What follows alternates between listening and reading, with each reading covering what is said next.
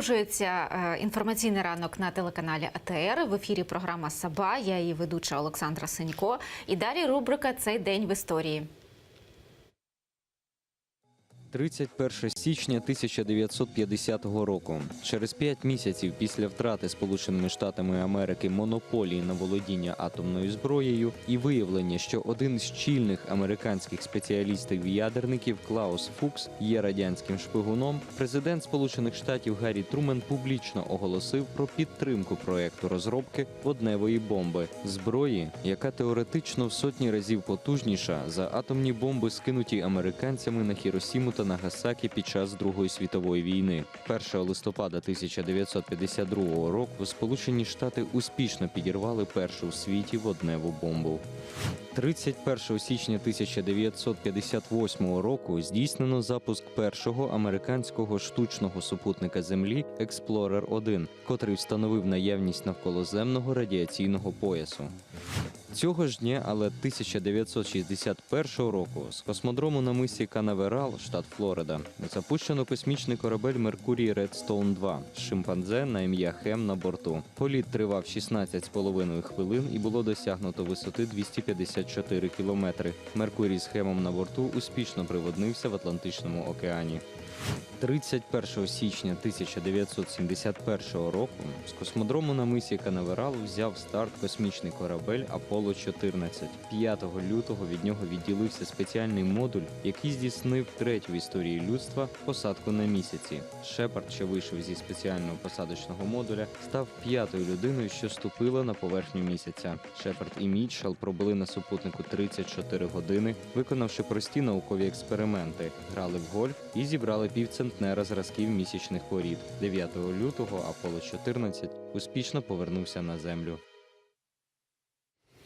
Від космічної історії до справ земних про медичну реформу у дії. У студії вітаю Віктора Сердюка, президента Ради захисту прав та безпеки пацієнтів. Добрий ранок, пане Вікторе. От набув чинності Закон України про державні фінансові гарантії медичного обслуговування населення. От, пане Вікторе, які вже перші кроки зроблено і, власне кажучи, як це буде працювати? Як це буде працювати? Ну, якщо у вас є всього $70 на рік на одного українця, то як це щось за $70 буде працювати? От так, як воно працювало, так воно і буде працювати. Це перше. Друге, медицина така штука, що її не можна зупинити навіть на хвилину, щоб реформувати. Тому що кожну хвилину щось відбувається. Як не кіль, так реанімація, як не то, так і ще щось. Тобто це система, яка працює за $70 на рік, і якось працює так. Вона погано працює, але вона працює і її не можна зупинити. Ясно, що їй з нею, як кажуть реформатори, треба щось робити. От щось робити, а давайте це зробимо, а давайте ще щось зробимо. І оце якраз із цього самого підходу, що мало того, що за $70 важко, щоб, якщо щось працює за 70, у Франції це працює за 5000 євро на рік. Тобто на кожного француза 5000 євро. От воно працює. Ну давайте зробимо, як в Англії. Там працює за 3000 цих фунтів на рік. Окей, давай зробимо. Ні, так не вийде. Медицина – це така система, яку не можна зупинити. Але й залишати так не можна, тому що зовсім розсипеться. І от тепер нам ставить таке завдання. Ну не нам, а реформаторам. Мало того, що за $70, але ще щось зекономити і на цьому ще щось заробити. Ну це абсурд. Це повний абсурд. Тому, якщо дійсно хоч є завдання, я не чув, правда, такого, не знаю, чи воно десь взагалі, має бути завдання рятувати життя і лікувати людей. Такого завдання я не знаю, я не бачу. Може хтось бачить. От, пане Вікторе, от допоможіть глядачам зорієнтуватися от в умовах тієї медичної реформи, яка зараз відбувається. Якось переформатовуються установи, буде щось називатись по-іншому. Буде досить багато технологічних процесів, але от людина захворіла. Глядачі повинні чітко розуміти, що за $70 оці всі переформатування – це як переставляння кроваті в одному із відомих анекдотів. Да? Або видати закон – це все рівно, що видати, ну, наприклад, розпорядження грати симфонію Бетховена. Можна таке розпорядження надати? І що ми почуємо? Трек з барабанних паличок? Ну, давайте від музичних все ж таки до питань здоров'я. От людина захворіла. Куди потрібно звертатись тепер?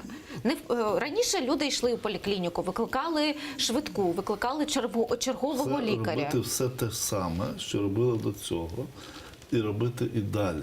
Тобто, якщо ви захворіли, якщо це екстрена ситуація, то викликати швидку. Якщо це ситуація не екстрена і у вас є трошки грошей, то ви йдете до тої людини, яку ви знайшли, яку ви вважаєте, що це лікар, якийсь вилікує. Особливо, якщо це хронічне захворювання, ну, наприклад, як моя теща, да? Тобто в неї там купа захворювань, вона витрачає в рік $70, приблизно 15-20 тисяч гривнів на рік, витрачає свої пенсії. На її пенсію підвищено на 700 гривень. І питання в тому, що вона чітко знає, якщо в неї там пішли симптоми, і в неї, наприклад, ну, там, запалення підшлункової залози, гостро болить і так далі, вона знає, що це треба їхати в стаціонар, що є відповідний центр, який, можливо, її там вилікує. Або з діабетом йти до спеціаліста-ендокринолога. Або, знову ж таки, в поліклініку зі своїми ліками там поставити крапельницю. Все, вона не розраховує на те, що хтось їй щось зробить. Тобто ми рятуємося самі. І завдання дуже просте, яке далі стоїть, що люди рятуйтесь самі. Все. От триває підготовка до створення Національної служби здоров'я України, національного страховика, який укладатиме договори. От як це буде працювати? От куди повинна звертатися? Я вже говорив про те, що нічого не може працювати без грошей. Грошей нема. Тобто, якщо нема грошей, ми можемо тільки розказувати про наші галюцинації, як воно буде працювати. Тим більше, що ця так звана служба здоров'я, ну, як мінімум, поназначають начальство собі зарплати 50-100 тисяч гривень. От що це за служба здоров'я? Що це за установа? Орган з усіма ознаками корупційності. З усіма ознаками. Тобто він буде, ну так, планується. А де він буде знаходитись? Це буде у поліклініці, це буде у лікарнях, це буде у міністерстві? Ніхто цього не знає. Вже прийняті якісь рішення, але немає жодного, ніхто не знає, де він буде знаходитися, за якою адресою, хто буде начальником і чим він буде займатися. Єдине, що чітко сказано, що він буде вирішувати, кому платить, кому не платить. Я вам скажу зразу. От, зараз він буде вирішувати про первинну ланку, це так звані 370 гривень на рік. На що? 370 гривень на рік на що? Ні на що, їх не вистачить. Взагалі. Ну, а на що вони тоді заплановані? Ну, заплановані на те, що буде надаватися медична допомога. Ну, це ж абсурд. Кому тоді? От нікому. Ну, людині за 370 гривень неможливо надати медичну допомогу. Неможливо. Але, ну, от так, будемо надавати. Як надавати, невідомо, але мало того, якщо ми і не дамо цих 370 гривень, залишимо собі в Києві. Чому? Тому що тільки половина, а навіть тільки до 30% людей звертаються за первинною медичною допомогою. А 70%, так само, як моя теща, взагалі не ходить в поліклініку. І що? І за ними гроші не підуть. Тобто, це, якщо йти по цій формальній логіці, то, да, дійсно, половину бюджету можна зекономити кудись там, зокрема, родини, чи там в офшори, куди завгодно. Пане Вікторе, а принаймні поясніть мені, чи є у вас якесь розуміння того, що яким чином буде тепер координуватись і якість послуг, і фаховість цих послуг? І хто тепер за це буде відповідати? Надати якісні послуги за 370 гривень. Їх потрібно забезпечити ресурсами. А до цього вони були забезпечені Вони ресурсами? теж не були забезпечені ресурсами. Знову ж таки, порівнював це з якоюсь конструкцією, яка якось іще робилася. Вони як не були до цього, так не будуть і з цим. Нічого не зміниться, навіть але оскільки тут йде якесь втручання в цю конструкцію, яка єлі-єлі жива, єлі дихає, не треба молитися на неї, ну, вона може зникнути в багатьох, особливо в сільських районах, вона просто зникне.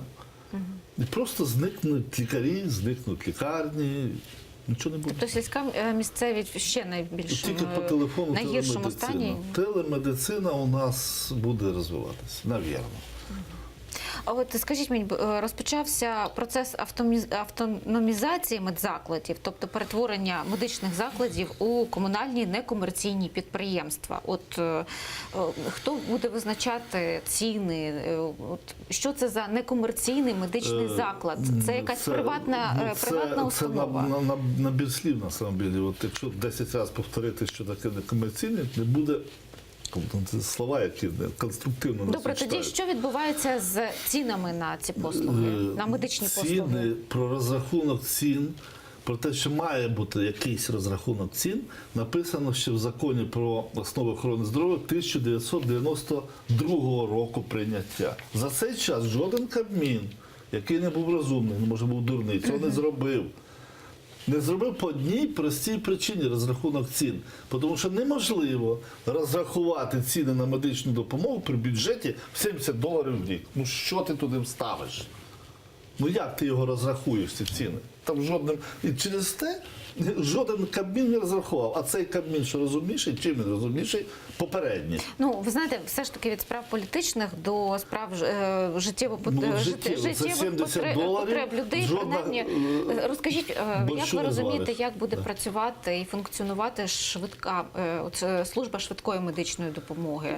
От зі зміною фельдшерів в кареті, з парамедиками, в яких випадках швидка не приїде? Згідно чинного законодавства, якщо швидка не приїде і щось станеться, то буде відповідати лікар швидкої і буде відповідати диспетчер. І це записано в інших законах. Це карна відповідальність, тому швидка приїде. Які наразі функції якось спрощуються, чи ускладнюються, чи додаються додаткові функції, медикаменти, Нічого лікарі не додається, у швидку допомогу? Гроші не виділяються. Ніяких функцій не додається, тому що немає грошей, немає бензину. Цього все відсутньо. Тобто цього не сказали, що от у нас бочка бензину, у нас купа медикаментів. Де? На це жодних коштів. А наразі скільки виділяється? Ну, принаймні, от зараз викликати швидку, якщо у людини, ну, наприклад, впав тиск.